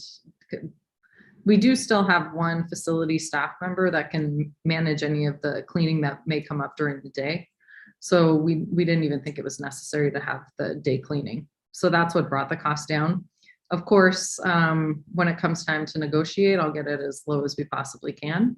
And that might include, because in their proposal, they state that they provide all of their cleaning supplies. And if that's the case, then, we're going to have to buy far less cleaning supplies than we normally do. If we're providing, I'll get that cost to be lowered. So again, there's other things that I think we can play with that would probably amount to additional savings and bring that cost down. But I didn't want to have to come back to the board. That was actually like, if you do the math, it's 52,000 a year. But again, we've made the mistake of cutting things too close in the past. So that's where that 55 comes from. And that 55 is a like fair market value. Is that the right word or term? That's a One thing- reasonable yeah. cost? Okay. One thing I will say from the other proposal is their hourly rates were exactly the same. So it seems to me like that is probably the competitive price that you're gonna have to pay to outsource this kind of work. And not filling the vacancy of the staff member that left back in June. It's more than when we were paying that person as a part-time staff person, but it's not substantially more. So we did have savings through salaries that are going to cover most of this cost. Yeah, the one line that said any daytime cleaning needs can be taken care of by the facilities department staff. It was a little open-ended, so you kind of answered, you're comfortable with that approach. Okay. Yeah. It was an amazing, I think the pictures and everything, they put a lot of work into this one. That was nice to see. Yeah, it was a really good response. I agree.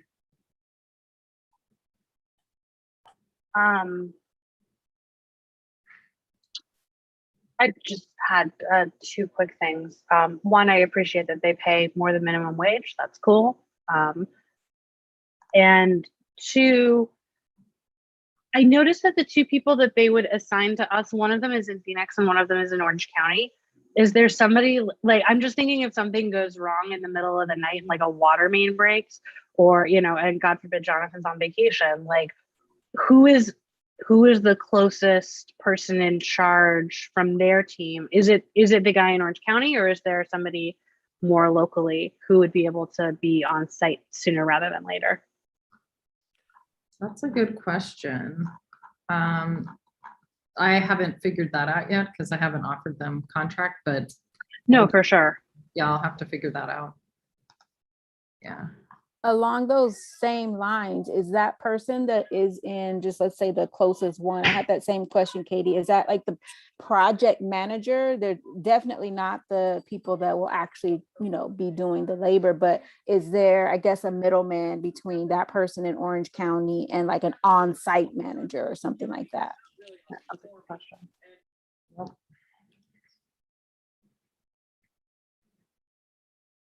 I'm honestly not sure. I'll have to figure out the logistics with them.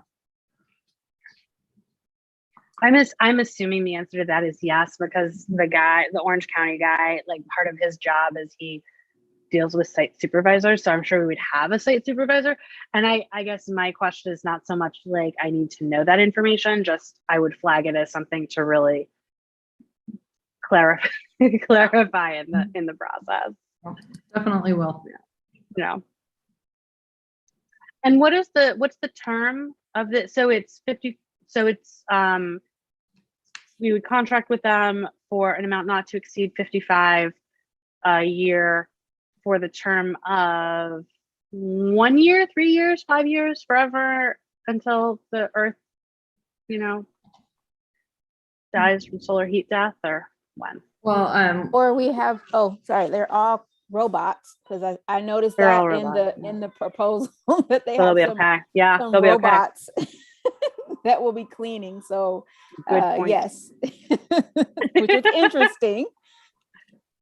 well, we'll be using our professional services agreement, which, if thinking back on all the ones that we've signed, it's typically for a 3-year term with the ability to cancel with a certain amount of notice to that contract.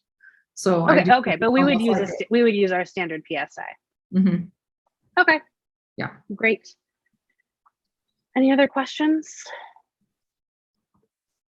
All right, then I would ask for a motion to authorize the district director to contract with Verde Facility Services for the maintenance of both the main and the Bob Lucas Library buildings for an amount not to exceed $55,000 a year.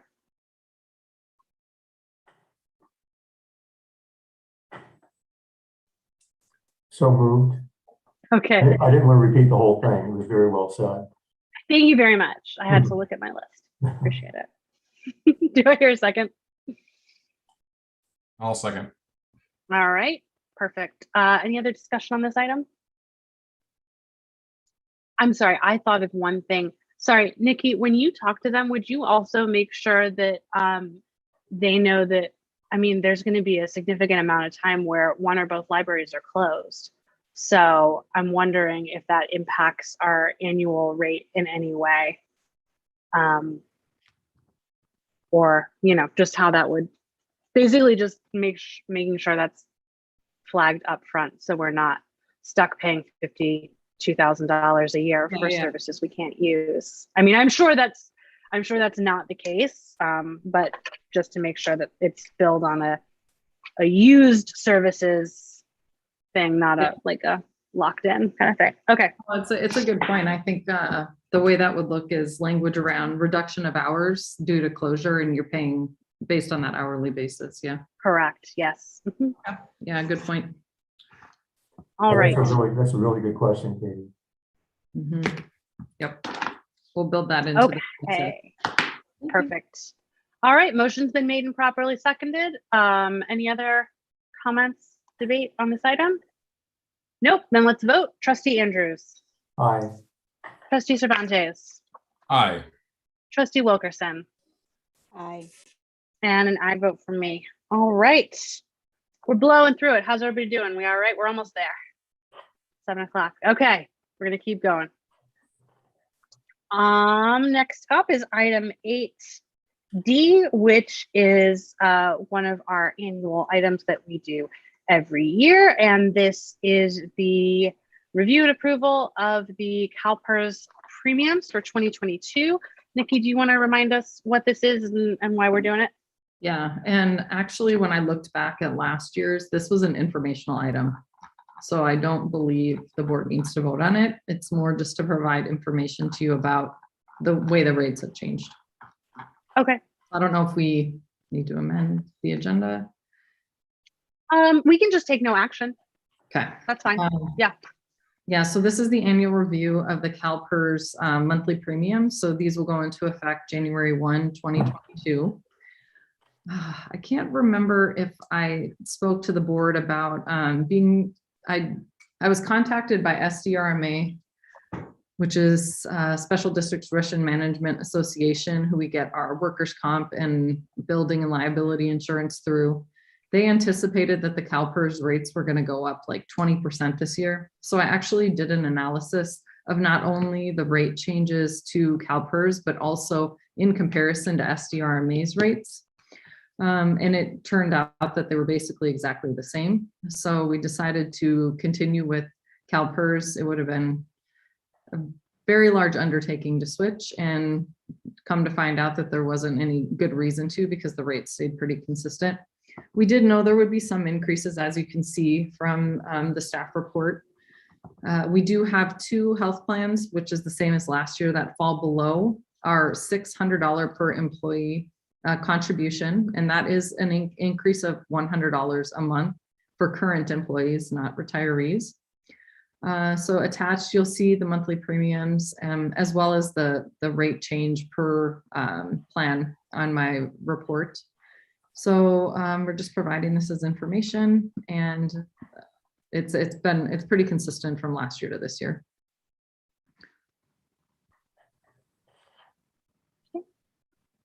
Any questions on this? Yeah. Oh, pretty standard. Okay. Okay, great. Then we'll take no action on this item. That means we can proceed to item 8E, and Terry gave us a little bit of a preview of this one. So as you guys know, the special sort of state of emergency Brown Act rules means that we have been able to meet virtually like we're doing right now during the pandemic.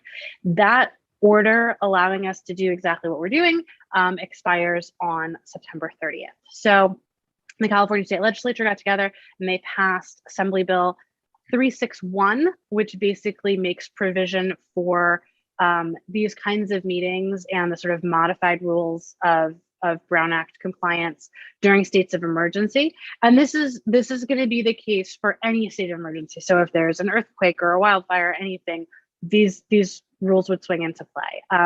The requirements for AB 361 is that firstly, you have to have a state declared emergency. So it has to be something that's been deemed a state of emergency at the state level.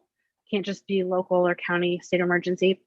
And then secondly, you do have to pass a resolution that is good for a 30-day period. So what that would mean for us is that if we pass the resolution that's in your package tonight, then that would cover us for 30 days. So until October 27th. And then at our October board meeting, which is October 25th, we would have to decide if we want to revert to in-person meetings or basically do another 30-day extension. So you do them 30 days at a time. Yeah, that's basically the deal. Nikki, anything you want to add to that? No, that pretty much covers it. And I did point out in my report that the only real significant change from the executive order to this assembly bill is that it requires that you allow for live public comment, and we always have. So we've been basically in compliance with this new version anyway. Yeah, that's right. That's right. So the only procedural change it would involve for us is the addition of basically an item each time we meet that says, yeah, we're gonna extend this for the next 30 days. And there's a slightly different resolution that does that job, but it's functionally the same thing. Mm-hmm. Why does it have to be, what is the rationale behind that it has to be every single month versus like a resolution that states that, you know, we're going to continue to do this as long as it's such and such and such? I don't know exactly the answer to that, Camila, but I would guess that it's the trade-off for the Brown Act, because the idea is that like the inherent public good of the Brown Act is that like people can come in person to your meeting location and say what they want to say, and that's, you know, that's a huge deal. So I think probably the 30-day thing, while I agree with you that it's kind of annoying that we have to do it every 30 days, it's probably to prevent jurisdictions from just saying, oh, we're just going to be meeting virtually forever, and, you know, don't care about your public comment, and oh, we didn't send out the Zoom link, oh well, too bad. I think it's to require some degree of accountability so that people can't just sort of make their meetings not accessible, you know, to in-person comment forever. Yeah, because this one doesn't expire till January of 2024. But again, to Katie's point, it has to be a declared state of emergency in the state. So I feel like it's also forcing governing bodies to look at if that is still the case in 30 days from then as well. Yeah, that's right. And last question, is it we'll have to do a new resolution every single meeting? Wow. Okay. Yep. Okay. Yep. That's right. Fortunately, CSDA, God love them, sent out recommended resolution text. And so it was not horribly difficult to figure out what it should look like. But yeah, so we would do this resolution, and then at the beginning of our October meeting, we would do another one. The only time it would kind of be difficult for us looking ahead is because we have our December meeting earlier in the month because of the holidays. There's more than a 30-day window between our December regular meeting and our January regular meeting. All that means is we would have to, if we're still meeting, you know, virtually at that point, as we may well be, we would just have to convene like a special meeting, you know, January 10th or something, that within the 30-day window, pass the resolution, and then go on about our lives. Maybe it won't be a state of emergency. Yeah, that's true. And if at any time the governor says, oh, it's not a state of emergency anymore, then this goes away. This is not an option. So.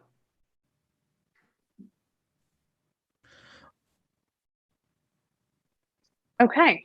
Also, then, sorry, go ahead. Go ahead, Diego. I just wanted to also point out that I think it's clear in the language, but just so that you know, in the 30 days, that also applies to all the Brown Act bodies within ALD. So that includes the Budget Committee and the CFD Committee. So your resolution not only affects this meeting, but those meetings as well as our special meeting with the capital projects team that's scheduled in October. Which we're postponing, right? We're not still, yeah, we're postponing I that. would, yes, likely. Okay, yeah, But good. just saying that this resolution is not only just this meeting, it just affects all the others that are also trying to meet virtually. Yeah, no, that's a really important point. Thank you. I think that's essential. Okay, then I would ask for a motion to approve resolution 2021-05 as it appears in your board package, authorizing remote meetings for the next 30 days. Seconded. All right, any further discussion or debate on this item? All right, let's vote. Trustee Andrews, Aye. Trustee Cervantes, Aye. Trustee Wilkerson, Aye. and an aye vote from me. All right.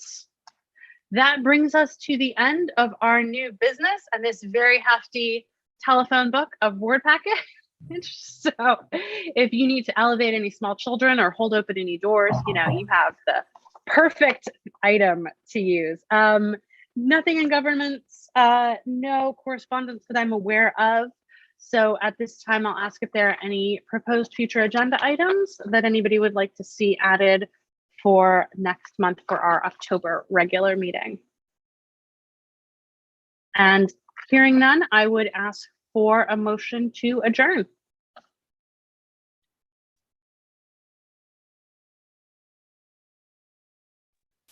I'll move. All right, I heard Camila first, so I need a second. I'll second. All right, thank you. Any objection? Hearing none, we'll declare us adjourned at 7:07 p.m. Thank you so much, everybody. Okay, thanks, everybody. All right, we'll see you next month. Bye-bye. night. Good night.